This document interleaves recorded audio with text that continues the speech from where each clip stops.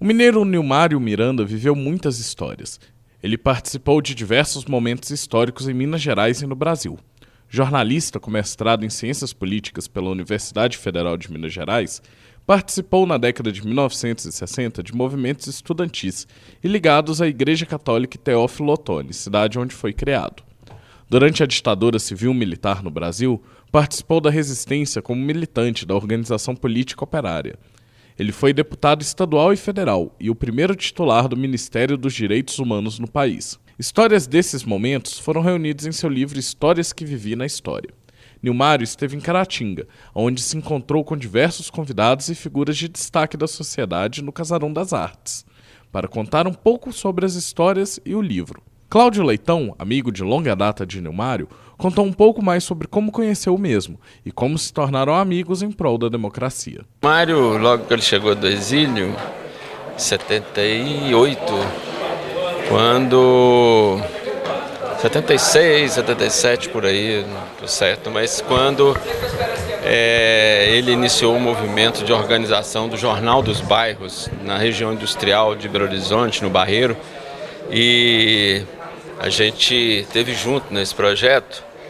Minha casa era até o espaço do laboratório fotográfico para a revelação das matérias nos jornais, do Jornal dos Bairros, e ali houve um movimento de aproximação grande dos estudantes das universidades, principalmente da Universidade Federal de Minas Gerais, com o movimento popular, com a aproximação com a situação do nosso povo nos bairros, nas fábricas, e aonde reforça um grande movimento de organização na luta democrática. Conheci o Nilmário nesse período, depois ele trilhou o seu caminho com a fundação do PT, foi um dos fundadores do PT, e foi o primeiro-ministro da pasta de Direitos Humanos, teve um trabalho fantástico no sentido de buscar aí deixar viva a memória de todo o sofrimento causado por uma ditadura no nosso país. Lembro dele como deputado estadual, deputado federal, sempre muito combativo, sempre muito coerente na linha que ele sempre defendeu. É um amigo também, parceiro da luta do nosso povo, somente da luta democrática no Brasil. Então esse é o Nilmário que eu convivi, conheço. O professor também explicou a importância da publicação de livros sobre o período da ditadura, especialmente nos dias de hoje. É importante trazer nesse momento todas essas vivências, as memórias de quem lutou contra um regime autoritário, discriminatório, violento, fascista, não é? Então, é muito importante porque é assim que a gente constrói a história, revisitando a história para que nunca mais aconteça o que a nossa geração vivenciou e sofreu tanto, não é? Nilmário conversou um pouco com nossa equipe e contou um pouco sobre seu livro. Ele afirmou que ele é mais voltado ao estilo de memórias do que uma biografia e que relata a história através do testemunho. Ele ainda destacou que trabalha apenas com a verdade e que usa isso em seus livros, por mais que algumas pessoas não acreditem nele. A biografia é uma memória diferente da biografia. Biografia é história pessoal. Aí eu testemunho só épocas. Onde eu estava quando houve o golpe de 64?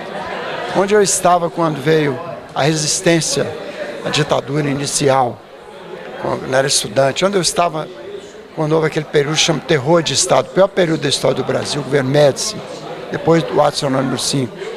As prisões, as torturas, tudo. Eu vou relatando coisa para transmitir a história através do testemunho, né? E felizmente parece que está dando certo. Está havendo uma aceitação muito grande desse modo de contar a história, né, a partir do testemunho. Não existe uma nação forte sem livro. Não existe democracia forte sem livro. E meus livros, todos os 5 que eu fiz, têm a mesma matriz: buscar a memória e a verdade. Você pode não concordar com a interpretação, mas não tem mentira. No tempo do fake news, no tempo da mentira fabricada, intencional, é importante ter pessoas que tenham um compromisso com a verdade, com a memória, com a história. E também, como eu sou um transformador, né, luto por uma transformação social, política, econômica, cultural a vida inteira, conhecer a história é fundamental. Para quem não quer mudança, é importante não conhecer a história, mas para quem quer mudança é importante conhecer a história. A história é importante, assim, a memória é importante, ela é transformadora. Eu fiz um livro sobre Teófilo Benedito Ottoni, um dos maiores mineiros do século XIX, um rebelde. Na minha cidade, Teófilo Ottoni, que ganhou o nome dele depois que ele morreu, o povo sabia a história dos papas, dos reis da Europa, das guerras, e não sabia a história de seus heróis. Fundou a sua região. Isso aí se a gente não contar a história dos nossos heróis, quem vai contar, né? Então aí também é uma maneira de fazer memória dos que lutaram, dos que dedicaram sua vida a enfrentar a tirania, a ditadura, lutar pela democracia, pelos direitos humanos. E aqui é uma cidade que tem essa tradição, né?